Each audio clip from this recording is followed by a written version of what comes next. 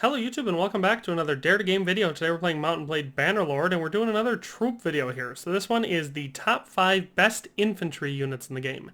And now if you're anything like me, when you play this game, you definitely use a lot of infantry because they're just so much fun. They're such a versatile troop. Equally good in a siege as they are out on the field, whether you're using them in formations or just a wild charge. So for this, like all of my troop videos, it's going to be based primarily on an average troop rating, or ATR. But it will also take factors into effect like how good are their weapons, how good are their armor, do they have any secondary skills that they can use, you know, etc. So it's a pretty well-balanced system, and while you might disagree on certain points of it, and of course if you do, I invite you to share that down in the comments section, I think on the whole most people would agree that this is the best way to go. So with all that in mind, let's start off with number 5. So at number 5 we have the Vlandian Sergeant, which is going to be your primary best troops in the game if you're playing as a Vlandian, you know, the Normans of the game. So as you can see here, the style makes sense for that. We have pretty well balanced armor. They're one of the few to be equipped with a mace, which definitely gives a nice advantage against heavily armored troops. They also have a nice lance, which is great in formations for breaking cavalry charges. They do come with a small kite shield, which is quite nice. Very good helmet, offers full facial protection. Decent chainmail hauberk offers good protection there. Same for the gauntlets and the gloves. Let's take a look at the troop tree. So as you can see, the sergeant is on the far right of the troop tree as you're building them. So through footman, infantry, swordsman, sergeant. That's where you're going to get to it with these sergeants. Key stats for the Vlandian sergeants are one-handed of 130, polearm of 130, and athletics of 60, giving them an average troop rating, or ATR, of 107. So that coupled with their pretty decent armor earns them the number 5 spot on this list. So while that does sound low, of course, there's a lot of infantry in the game, so they are better than a lot of other troops. Namely, you know, most of the people on here. So let's take a look at what they look like when fighting in the field. Alright, so let's take a look at what they look like. Unlike cavalry, they don't form up in lines, so we've just got a nice big old chunk line of them here. This is going to be a pretty solid army. We attacked a caravan, so let's see how they go. I'm not going to do anything super fancy. Definitely with troops like this, they're very versatile, so you could set them up into nice defensive formations, you know, with where they can really utilize their spears. But in this case, I don't think that's going to be necessary. I've literally got 100 of them here. I think a wild charge at the caravan we're attacking, even though caravans can usually have pretty decent defense, I think we'll still be able to take them. So let's just watch them do what they do best.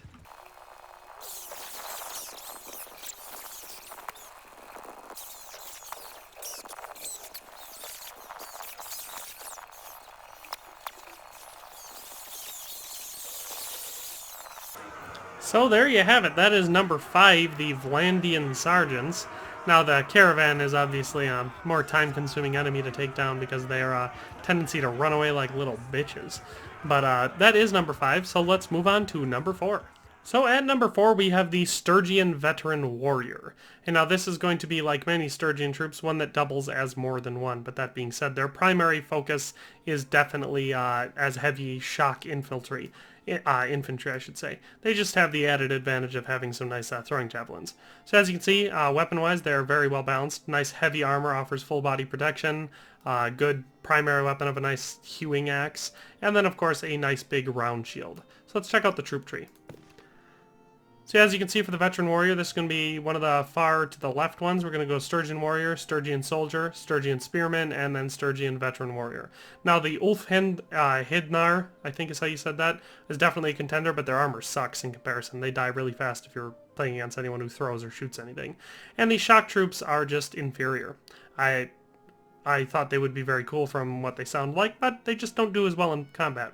So the Sturgian Veteran Warrior has a level of 26 and a wage of 12, and their key stats are one-handed of 130, throwing of 80, which, you know, is nice, and an athletics of 130, making them very mobile on the field, especially considering how good their armor is. So they have an average troop rating, or ATR, of 113, placing them decently above the sergeants. So let's see what they look like when they're fighting on the field. So as you can see, much like the Vlandians that we showed, these ones are going to line up sort of, you know, like this.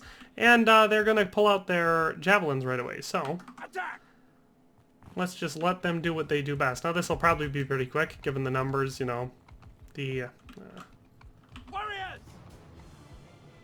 On I'm gonna keep my horse people here so they don't ruin it like in the last one where they were doing way too much of the combat. But anyway, this will go pretty quickly. A, because they outnumber them a lot, and B, they're just gonna javelin the crap out of them. So yeah, as you may be able to tell, that went pretty quickly. So those javelins, definitely an advantage. Now they're by no means what I would consider skirmishers or archers because their range is absolutely terrible. But when they get up like that in a line and you got an enemy coming right at them, they just decimate that initial charge. So that's number 4, the Sturgian veteran warriors. Let's move on to number 3. So at number 3 we have the Aserai Mameluke Palace Guard, and these are pretty unique troops, so they're definitely a lot of fun.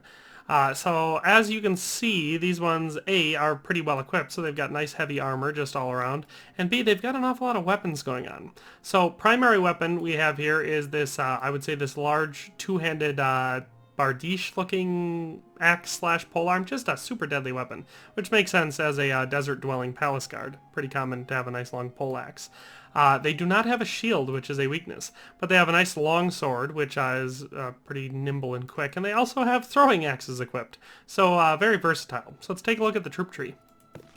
So as you can see from these start as the Aserai Mameluke soldiers, and you can take 2 troops, going with the Aserai Mameluke heavy cavalry, which is one of the best cavalry troops in the game, or you can go with the Aserai Mameluke Palace Guard. So these ones have a level of 26 and a wage of 12.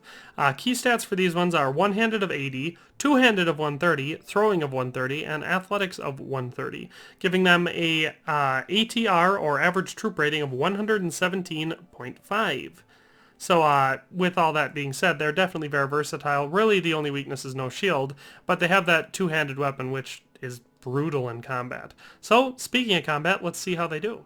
So as you can see, these bad boys lined up. Nice heavy armor. All those axes looking brutal. So let's see how they do against a bunch of harmless villagers. At them!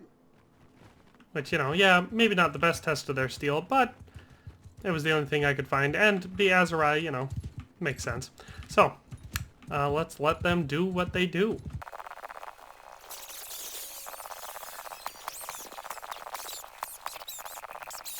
So there you have it, number 3, the Aserai Mameluke Palace Guard. Pretty dang good in combat. Again, weakness being no shield, so, you know, when besieging castles and everything, they don't do so great there because they get stuck full of arrows and look like pincushions and then die. But that's number 3, so let's move on to number 2. Alright, so for number 2 we have the Battanian Wildlings. So these are one of my favorite troops in the game. They're just very fun and versatile and cool looking. Just an awful lot of fun to use. So as you can see, equipment-wise, pretty decent armor, pretty light helm, but that makes sense for the Battanians because that's kind of the way they roll. Pretty decent armor, not a whole lot going on in the hand region, decent-ish boots. Good primary weapon, so a nice strong one-handed axe there, a nice pole arm giving them versatility against cavalry, nice big shield which gives them an awful lot of protection, which supplements their lightish armor, and as you can see, some nice harpoon-looking throwing javelins. So very versatile troop again there. So let's check them on the troop tree. So as you can see, the Wildling is off to the right. You go down through the Woodrunner, Skirmisher, Veteran Skirmisher, and down into the Battanian Wildling. Now I chose them over the Folksmen just for a variety of reasons. Basically they're better at everything they do. So key stats for the Battanian Wildling are going to be one-handed of 130, polearm of 80, throwing of 130, and athletics of 130, giving them an average troop rating, or ATR, of 125. So pretty dang good if I'm being honest. So let's see what these bad boys look like when we throw them up against some, you know, defenseless villagers. So look at them there. First of all, first thing you see is those nice long spears sticking up. They of course immediately equip their javelins, so this should be a short battle. So let's let them do what it is they do.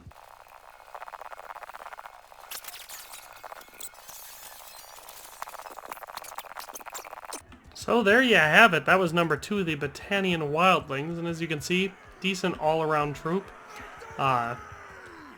Especially in open combat when you're actually fighting people that want to fight back, because once they get in close, the Wildlings, their nice strong shields and their decently powerful axes really make short work of most troops. So yeah, like I said, that was number 2, the Battanian Wildlings. Let's move on to the best infantry in the game, So finally, at number 1, we have the Imperial Legionary, which really should come as no surprise to anyone who's played this game. They are really just a dominant force on the field as far as infantry goes. One of the best troops in the game overall, in my opinion. So from just a pure gear standpoint, we have some of the best heavy armor in the game. Mail boots, lamellar pauldrons. We've got the, I believe that's the Imperial lamellar armor, which is one of the best hauberks in the game, a heavy nasal helm of some sort. Then we have a nice long slashing sword, looks like a hand and a half, but it's probably classified as a one-handed. A long kite shield, and the polearm that they're equipped with kind of looks like a pilum, but they don't throw it, so, you know, doesn't quite have the same effect. So let's look at the troop tree. So, the Legionary, as you can see down here, is the equal, I would say in loose terms, of the Imperial Elite Manavliatan. I'm not sure if I'm saying that right, but it's better in several ways. So, it has a level of 26 and a wage of 12. Key stats being one-handed of 130, polearms of 130, and athletics of 130, giving it an average troop rating of 130. Which, you know, makes sense. So just a fantastic and super well-balanced troop. So let's see how it fares against some real opponents. So as usual, I didn't want to just test these guys against villagers or looters or anyone lame, so I found a real opponent for them. We do outnumber them and, you know, have way better troops, so it's still not going to be much of a contest. But let's let them do what it is they do. As you can see, there are some that are going to have some variation for equipment, like that guy there has a mace, so some of them have maces. But for the most part, they're pretty uniform. They hold in formation pretty well, and they're just an overall excellent infantry troop. So let's watch them do some killing.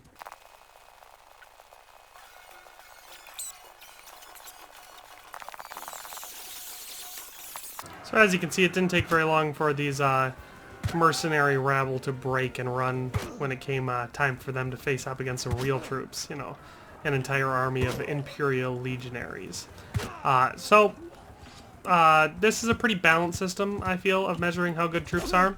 So, you know, I feel like it holds pretty true, and most people with much experience at all in the game would agree. But, of course, if you don't, I would love to hear why down in the comment section. Do you think my ranking wasn't accurate? Do you think there are better troops that could have been included on this list? Or if the order was out of place for any reasons, you know? Or really any reason to disagree at all down in the comment section below. Because I would like these videos to serve as the ultimate guide for people looking, you know, for information. And so the more expertise we can bring to the table, the better. Or at least I should think so. If you like this video, I of course invite you to like it and maybe subscribe to the channel because, you know, for content like this, there's no better place. But with all that in mind, thanks for watching and have a nice day. And I'll see you next time. Thanks for watching another Dare to Game video. If you liked this video, please leave a like and a comment. If you haven't already, be sure to subscribe to the channel. If you like my content and would like to support this channel, consider becoming a member today for as little as $1.99 a month. It makes a huge difference. But in any case, thanks for watching and have a nice day. I'll see you next time.